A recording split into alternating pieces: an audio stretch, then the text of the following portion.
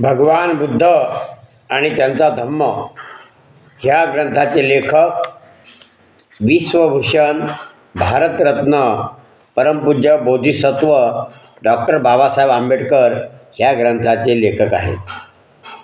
भगवान बुद्ध आणि त्यांचा धम्म या ग्रंथातील चतुर्थ खंड चालू असून या चतुर्थ खंडातील भाग तिसरा आज आपण पाहणार आहोत. भाग तिसऱ्यामधील चॅप्टर पहिला आहे बौद्ध जीवन मार्ग. त्या अगोदर आपण समर्पण घेऊया. सुखो बुद्धानुमुपादो सुखा सधम्म देशन सुख संघर्ष सामगी समागान तपो सुखो. सुखात बुद्धाचा जन्म, सुखकर सद्धम्म उपदेश, सुखकर संघ एकता, सुखद समूह तपस्या. धम्मपद बुद्ध गो 14:194. समर्पण संपलेलं आहे. आजच्या व्हिडिओला आपण सुरुवात करतोय. बौद्ध जीवन मार्ग सत, असत आणि पाप. सत, असत आणि पाप. शुभ कार्य करीत राहा.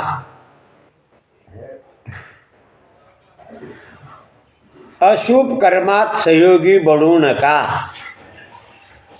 बौद्ध जीवन मार्ग काय सांगते? शुभ कार्य करीत राहा, अशुभ कर्मात सहयोगी बनू नका, पाप कर्म करू नका. हा बौद्ध जीवन मार्ग आहे. म्हणजे साध्या आणि सोप्या शब्दात सांगायचं झाल्यास चांगलं कार्य करत राहा आणि चांगले कर्म करा आणि वाईट गोष्टीपासून दूर राहा. हा बौद्ध जीवन मार्ग आहे. माणसाने एकदा शुभ कर्म केले म्हणजे चांगले, शुभ म्हणजे चांगले कर्म, की परत शुभ कर्म करीत राहिलं पाहिजे. एकदा केल्याने जमणार आहे काय? नाही. तर नेहमी चांगले कर्म करत राहिलं पाहिजे. म्हणजे आपल्याला सवय चांगल्या गोष्टी करण्याची लागून जाते.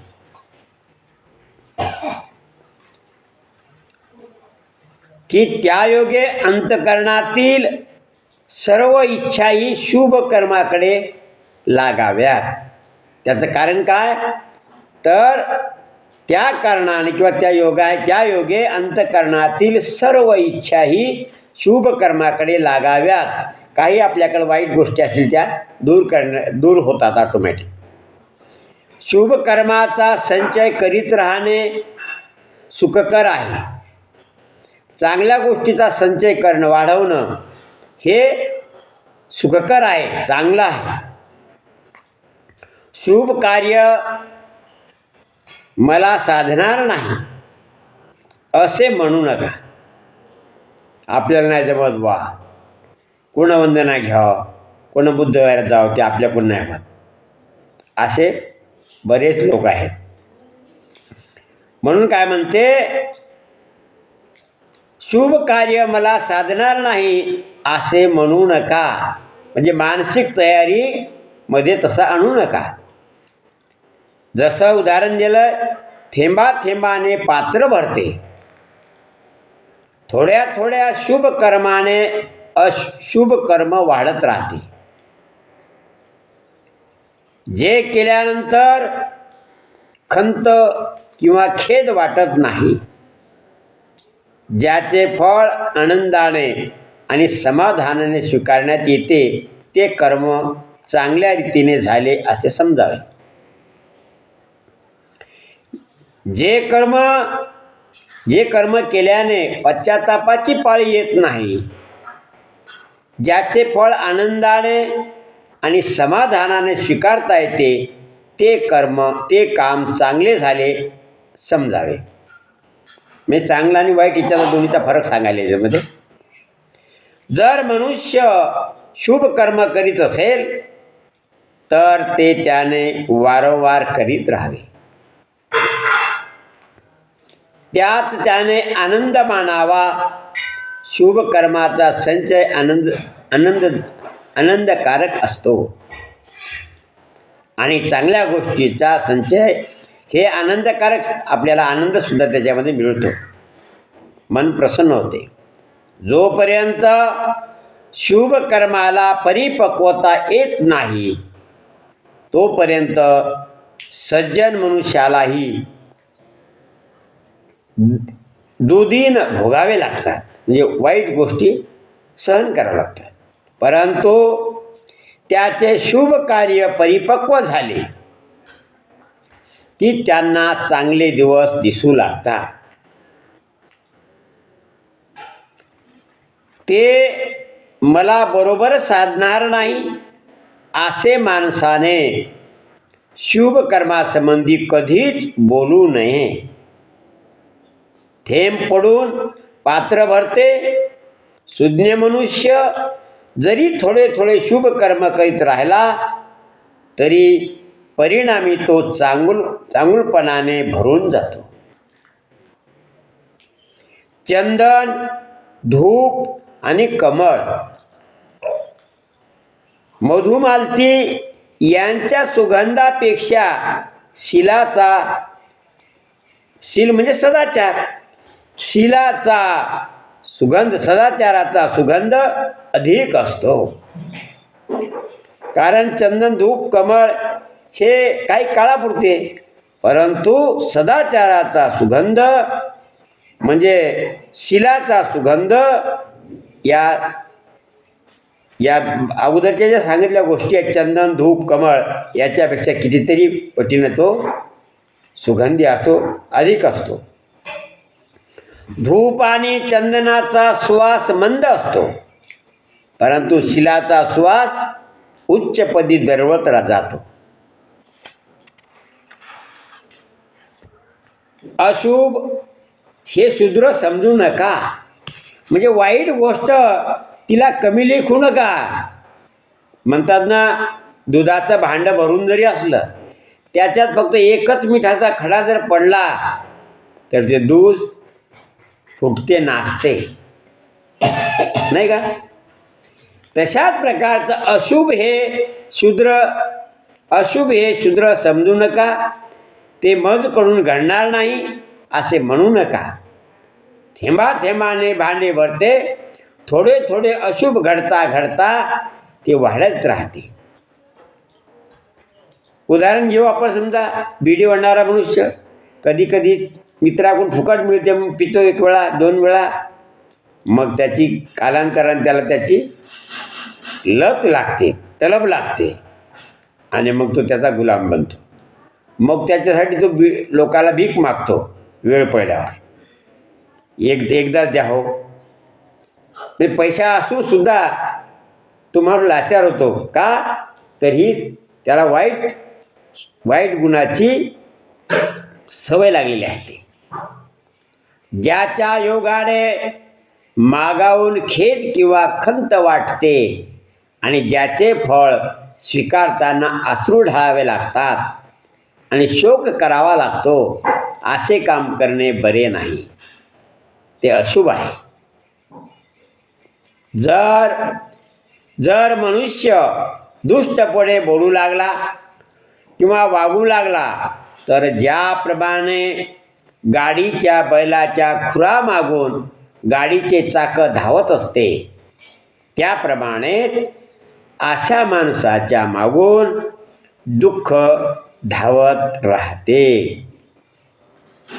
म्हणजे आपलं कर्मच चांगलं असलं तर चांगले फळं, वाईट कर्म केले तर वाईट फळं. पापाला अनुसरू नका, म्हणजे तो आचरणात येऊ देऊ नका. पापाला अनुसरू नका. या बाबतीत अनावधानी राहू नका, सावध राहा.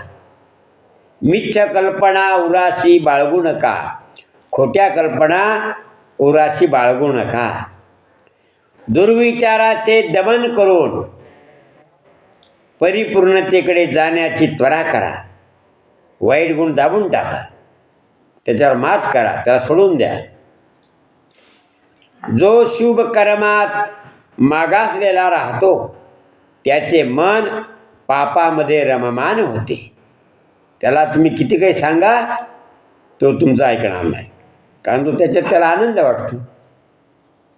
दारुड्याला तुम्ही किती सांगा तो हो हो मान डोलते, सकाळी हरकत नाही, हो म्हणजे तुम्ही म्हणता ते खरं आहे, मला समजते, पण तो सोडत नाही. जे कृत्य केले असताना खेद वा खंत वाटते, ज्याचे फळ स्वीकारताना अश्रू ढाळावे लागतात आणि शोक करावा लागतो, ते काम करणे इष्ट नव्हे. चोरी करणाऱ्याला जोपर्यंत त्याला मिळकत राहते, हाती लागत नाही, तो पण त्याला आनंद वाटतो, वा वा काय जमा लागलं.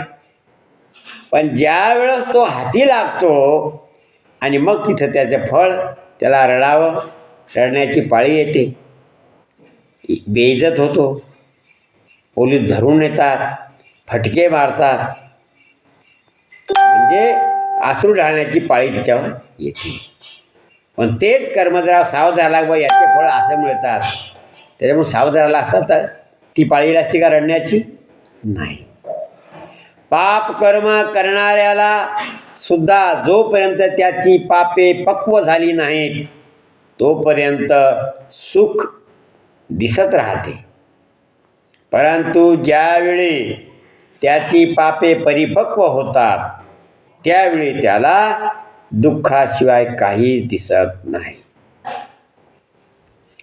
अशुभ मजपर्यंत येऊन भिडणार नाही असे बोलत माणसाने अशुभाला कमी लेखू नये.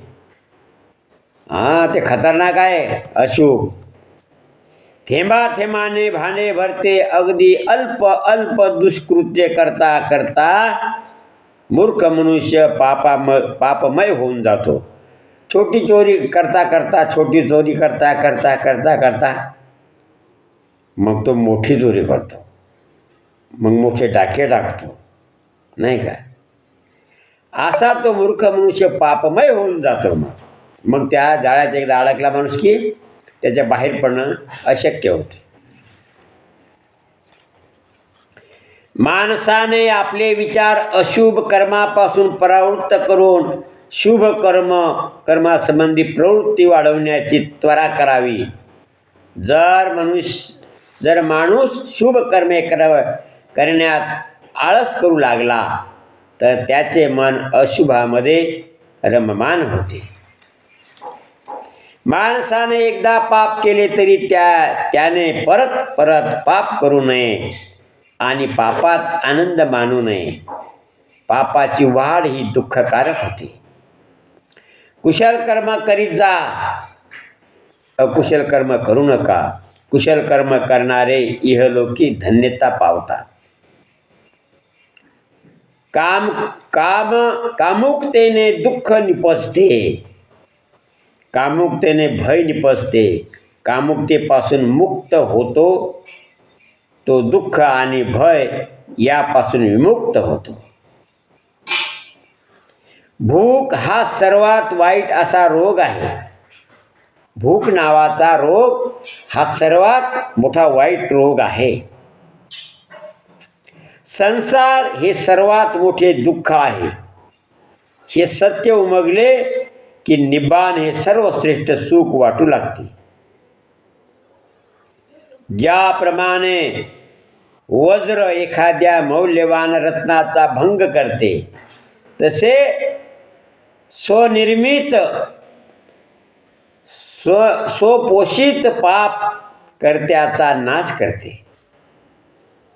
ज्याप्रमाणे वृक्षाला वेढणारी लता म्हणजे वेली वृक्षाला खाली ओढते, त्याची वाढ खुंटवते, त्याप्रमाणेच ज्याच्या अंगी अतिशय दुष्टपणा असतो तो त्यांच्या शत्रूलाही आनंद वाटावा अशा अधोगतीला स्वतःला नेऊन पोहोचवतो.